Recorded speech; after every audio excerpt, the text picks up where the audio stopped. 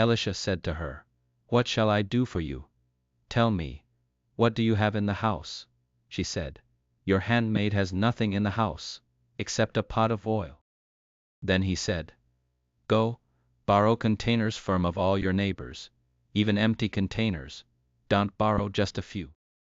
You shall go in, and shut the door on you and on your sons, and pour out into all those containers, and you shall set aside that which is full." So she went from him, and shut the door on her and on her sons. They brought the containers to her, and she poured out. It happened, when the containers were full, that she said to her son, "Bring me another container." He said to her, "There isn't another container." The oil stopped flowing. Then she came and told the man of God.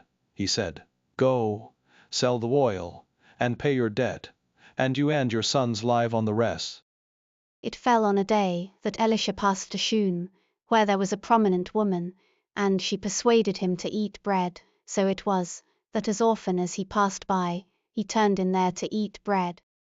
She said to her husband, "See now, I perceive that this is a holy man of God, that passes by us continually. Please let us make a little room on the wall.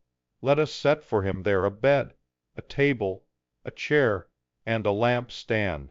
It shall be, when he comes to us, that he shall turn in there." One day he came there, and he turned into the room and lay there. He said to Gehazi his servant, "Call this Shunammite." When he had called her, she stood before him. He said to him, "Say now to her, Behold, you have cared for us with all this care. What is to be done for you? Would you like to be spoken for to the king, or to the captain of the army?" She answered, "I dwell among my own people." He said, "What then is to be done for her?" Gehazi answered, "Most certainly she has no son, and her husband is old." He said, "Call her." When he had called her, she stood in the door.